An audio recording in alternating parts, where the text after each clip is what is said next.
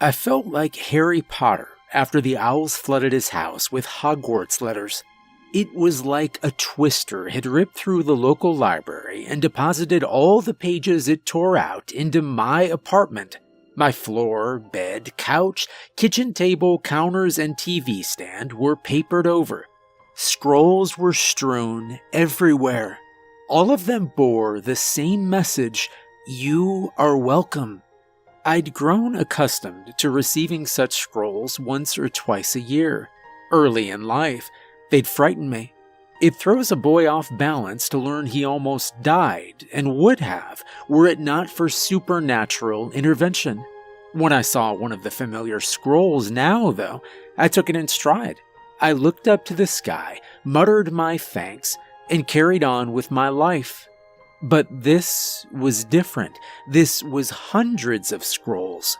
Somehow I'd narrowly evaded death hundreds of times in the course of a single day. Strangest of all was that I'd never once felt imperiled. I'd not swerved from the path of an oncoming truck. I'd not mistaken bleach for coffee whitener. Usually, when I received a scroll, I had a decent idea of the mortal threat from which I'd been saved. Today, though, I was completely dumbfounded. A totally normal day, I told my dad over the phone. I walked to the office and grabbed breakfast on the way. I stood at my desk and worked. Then I came home. I consulted my dad whenever I got post from our guardian ghost, as she watched over him, too. The reward of Grandpa's good deed transcended generations. In the future, any children I have will be under her protection as well. "Stood at your desk?" he asked. "Why stood?" "Something's wrong with my chair," I said, "and there were no extras in the building." "Ah," he said smugly. "Tell me about breakfast. What did you have?" Cranberry muffin. I wanted one of those bacon, egg, and cheese sandwiches, but they were clean out." My dad chuckled knowingly. "What is it?" I asked. "Has this happened to you? What does it mean? Am I on some hit list?" "You'd better summon her and have a sit down." He laughed. "Can't you tell me?" "I think you should give her a call." Pops was like that. Esoteric. He liked being in the know and cultivating an air of mystery. A less theatrical father would have reassured his son and spilled the beans. Not my dad. Instead of telling me what was going on, he was going to make me go through all the effort of conjuring the entity to materialize in our mortal plane. "Am I in danger?" I asked. "Call the old girl up. You'll catch the drift." I could hear him grinning through the phone. I could almost see him winking at me. I knew I wouldn't get any more out of this tight-lipped trickster, so I groaned, hung up, and reluctantly started the ritual. I shoved half a forest worth of papers from the center of my parlor to the fringes of the room. With white chalk, I drew the fabled shield on the hardwood, lit 4 candles, and placed them at the 4 points of the diagram. Then I spoke the incantation. "Elder spirit of the lake, foiling fatal tines of fate, stand upon the shield you bear, find your form within the air." The outside world grew black as a moonless night. My light fixture was smothered by shadows. My whole apartment was engulfed by utter darkness. Only the white chalk glowed on the floor. A wind swirled around the edges of the room. I could not see the papers flapping and fluttering in the vortex that spiraled around me, but I could hear them. It began to take shape, ghostly and translucent at first, but gradually gaining opacity. A rusty shield, grown rustier since our last encounter, engraved with the strange language of her race, the race of guardian spirits, who have floated alongside men and women since the dawn of time. The protectors, once proud and visible and strong in constant commerce with humanity, now weakened and hidden banished ever farther to the margins of existence as humanity grew tamer, safer, more advanced. "Lady Helen?" I asked.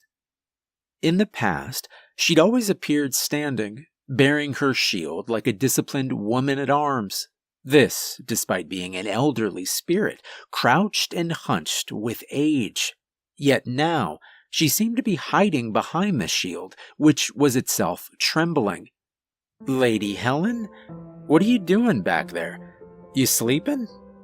"If only I could sleep," the old woman cried. "But I'm too busy saving you, sweet boy, from danger and death. A constant vigilance is required." She sounded fretful, hiding behind the old shield. I pictured workmen dropping wrenches from high towers as I strolled hundreds of feet below them. I pictured gas slowly leaking into my office building, and then a coworker lighting a smoke and blasting the whole block to smithereens. Were these among the threats she had neutralized? And if so, what were some of the others? My imagination could only come up with so many possibilities. How many ways can a man almost die in a single afternoon?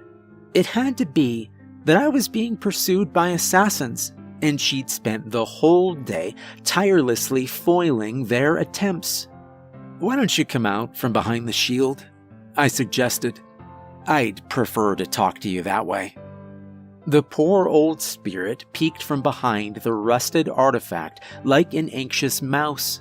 She was disheveled and unkempt. Her flowing white hair was a tangled mess. Her fearful eyes were set in dark, insomniac circles. It was hard to believe that this timorous, ghostly grandmother had spent the day thwarting assassins. "Lady Helen," I gasped. "You look a wreck." "Don't I know it?" she whimpered, looking shamefully down at the floor. "It's happened before, you know, when my nerves got excited, when my sensitivity became heightened like this." There was no chance she'd spent the afternoon deflecting sniper bullets and defusing bombs. She looked liable to cower in fear at the sight of a sharp knitting needle. "It was with your father the last time it happened," she said. "Around the time he turned 30. He'd been a rambunctious young man, your father, traveling the world, getting into trouble wherever he went, riding his motorcycle too fast down winding, narrow mountain roads. Perhaps I shouldn't tell you all this. He was even somewhat of a brawler in his heyday. He would get drunk with his friends at the bar and pick fights with other young hooligans after last call.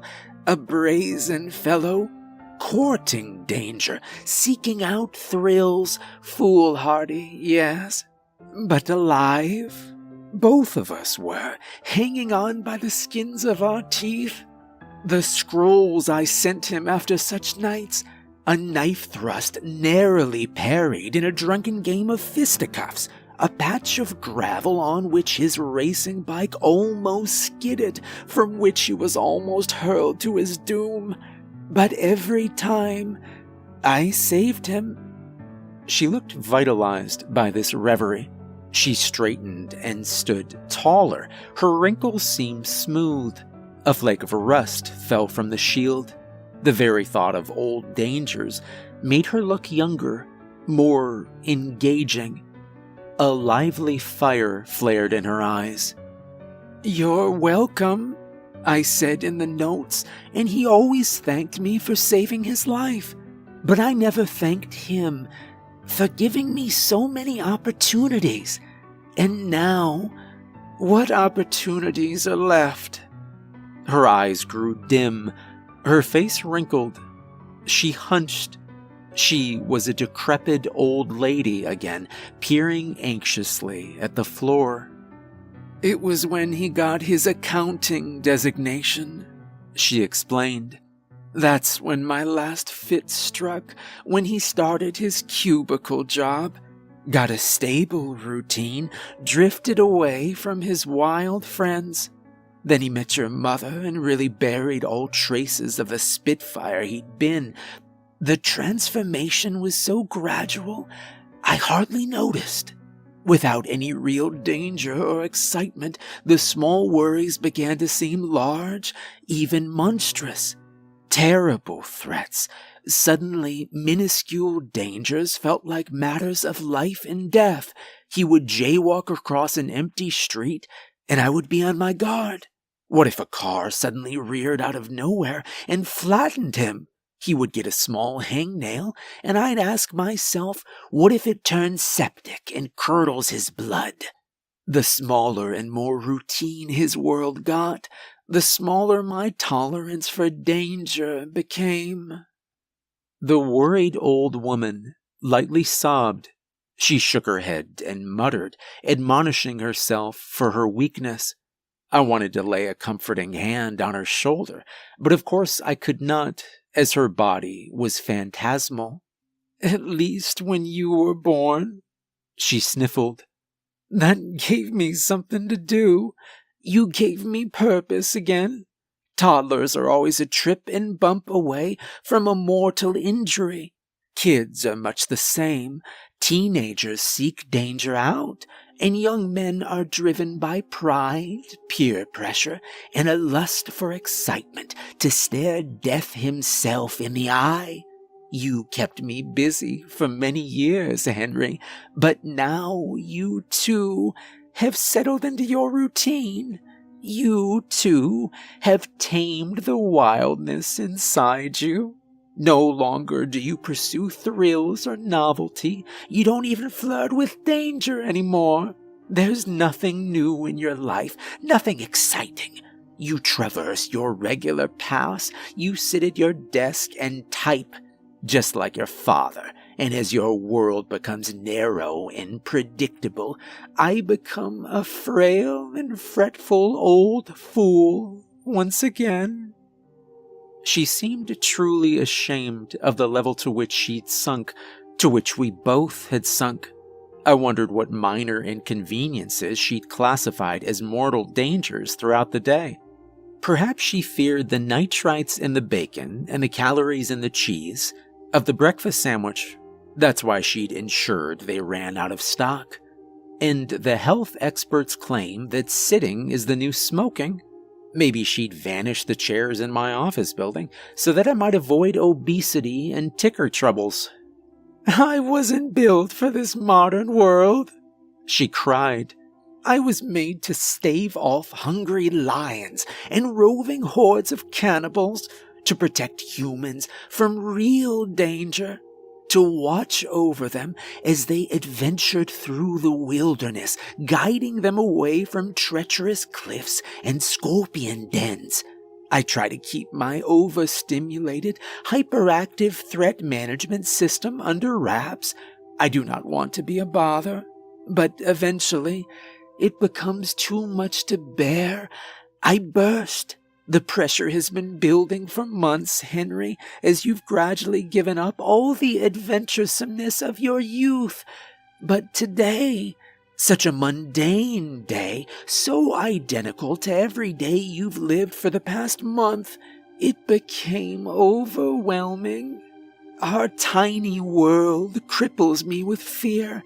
Every time you talk to someone new, every time a car drives by, every time you lift your water bottle to your lips, you could choke. I must stop you from choking. Oh." As the poor old demigod wept, I considered her words. She was not alone in feeling like my life had grown stale and gone astray. I, too, noticed. I'd become more irritable and anxious lately. I was seeing the minute problems of humdrum life take hold of my mind and define the limits of my world. Concerns about bills, fears about meeting new people, dissatisfactions with the way my life was unfolding. These had begun to zap me of all energy and passion. These had begun to prevent me from venturing out of my safe and familiar bubble. Now, I was scared even to think new thoughts, let alone experience new people or activities. Good Lord, even when I slept, I used to dream about hunting fabled beasts in faraway mountain ranges.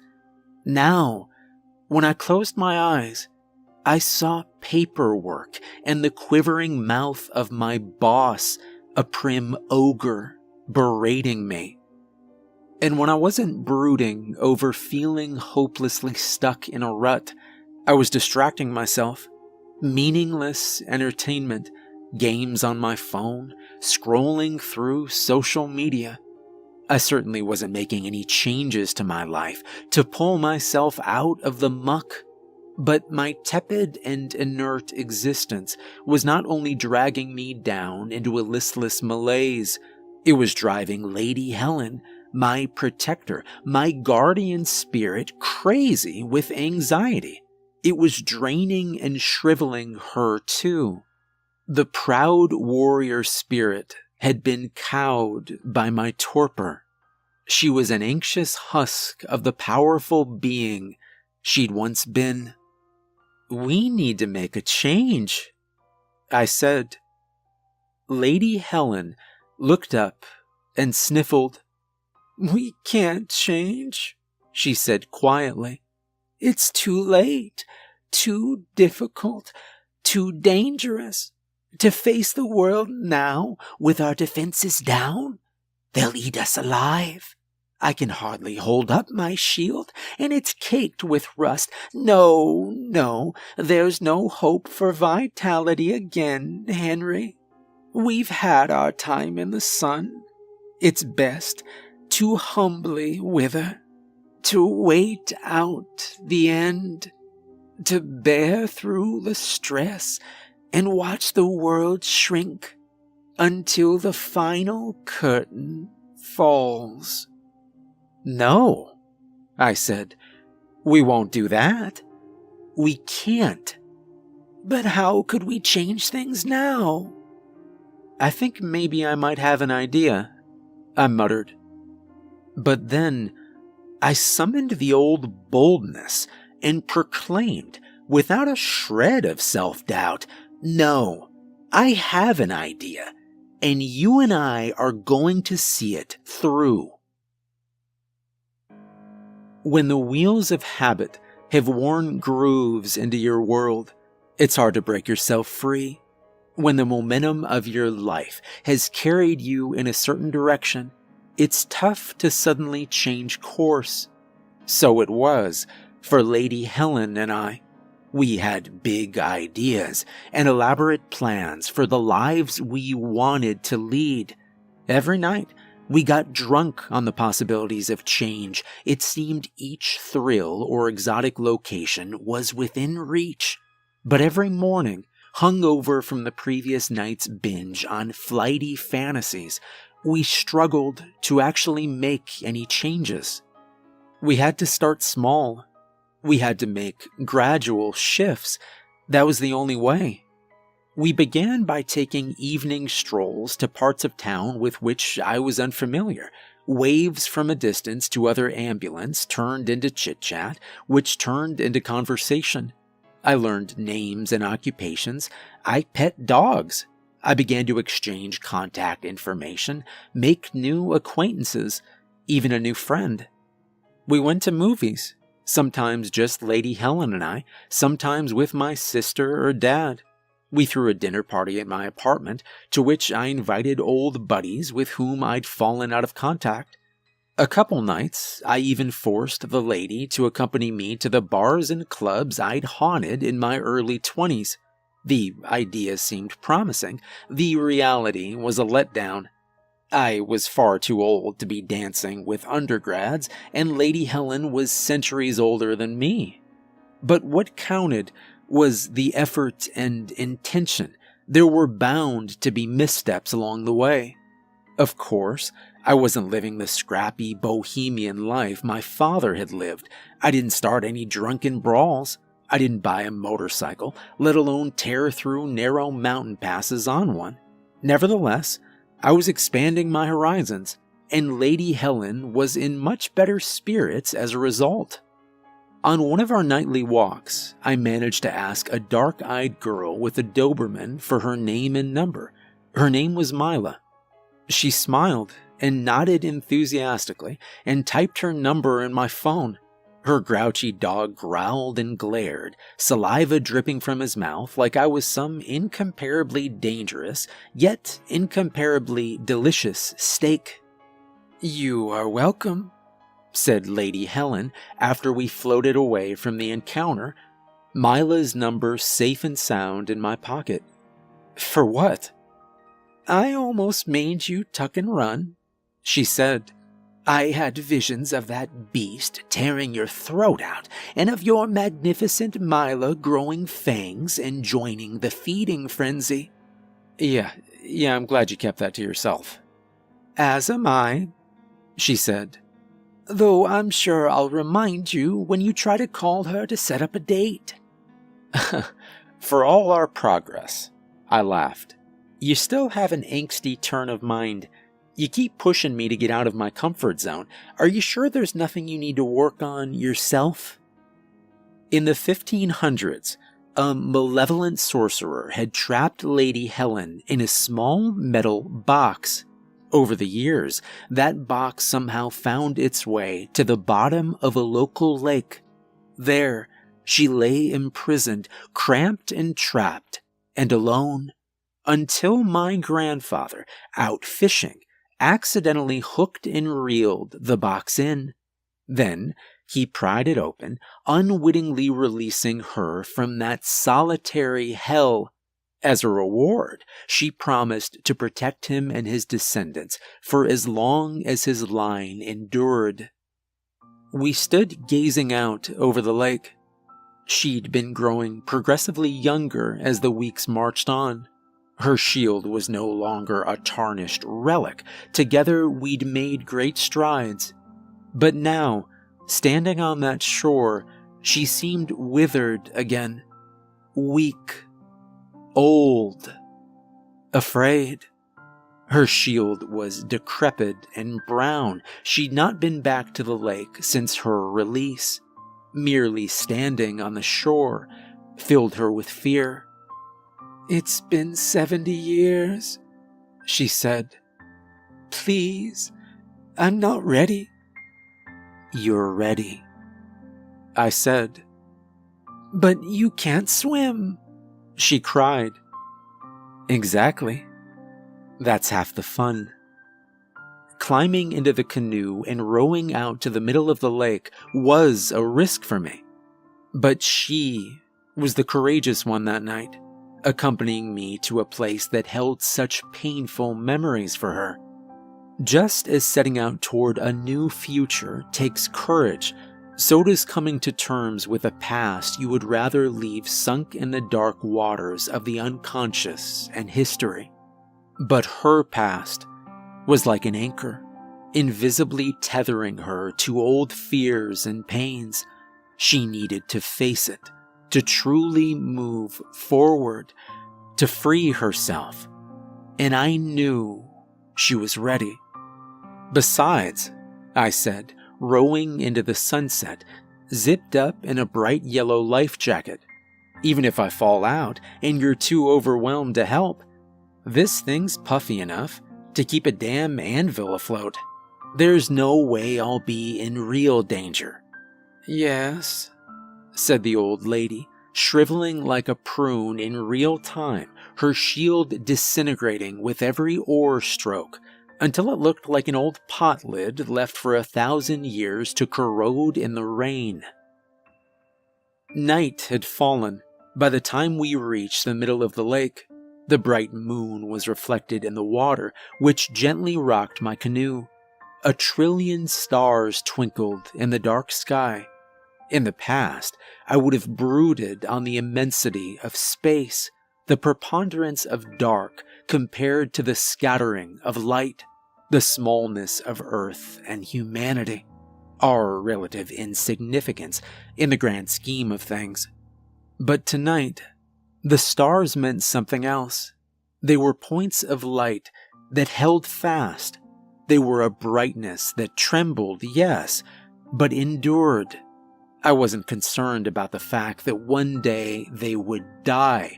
I was happy that now they were a light, alive, just as I was, separated from darkness and doom by a thin hall, a bright jacket, and an old demigod's protection.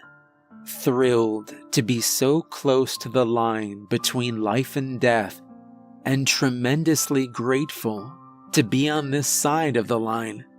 This was an adventure. This was something new. This was living. "Dive in," I said. She looked like a great-grandmother on her deathbed, shriveled with age and fear, hardly responsive. "I can't," she whispered. "You can," I said.